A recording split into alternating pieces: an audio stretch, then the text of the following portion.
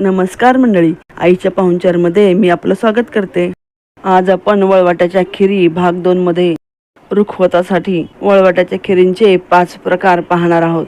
ते प्रकार म्हणजे मणी, कडे, चिंचमोर किंवा चिगोर, वालाचे फूल आणि सरगुंडे कसे करायचे ते पाहणार आहोत. चला तर मग वळवाटाच्या खिरीचा पहिला प्रकार चिंचमोर किंवा चिगोर कसा करायचे ते पाहू. मंडळी, भाग 1 मध्ये वळवाटाचे पीठ कसे मळायचे ते सांगितले आहे.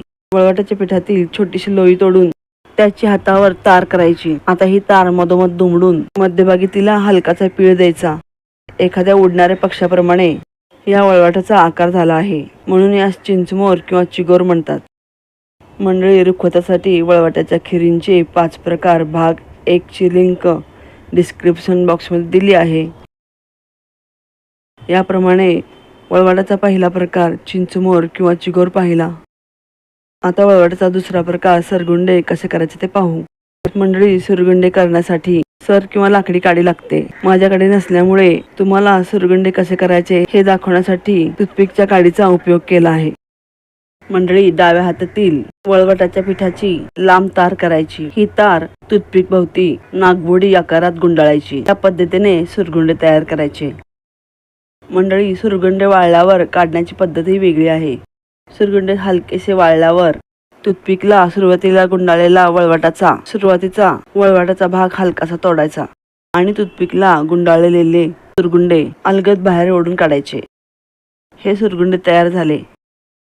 आता वळवाटाचा तिसरा प्रकार मणी कसे करायचे ते पाहू. मणी करण्यासाठी वळवाटाच्या पिठाची छोटीशी लोई घेऊन ती टूथपिक भोवती गुंडाळायची. हा तयार झालेला मणी टूथपिकच्या आणि मुळत्या भागाकडून बाहेर काढायचा. मंडळी, हे वळवाटाचे वाळलेले मणी पहा कसे पटापट ओवले जात आहे. आता वळवाटाचा चौथा प्रकार कडे किंवा कंकण कसे करायचे ते पाहू. यासाठी वळवाटाच्या पिठाची छोटीशी लोई घ्यायची. त्या लोईची आपल्याला जेवढ्या आकाराचे कंकण हवे तेवढी लांब तार करून त्याची दोन्ही टोके एकमेकांना जोडायची. या प्रकारे कंकण किंवा कडे तयार होते. आता वळवाटाचा 5वा प्रकार वालाचे फूल कसे करायचे ते पाहू.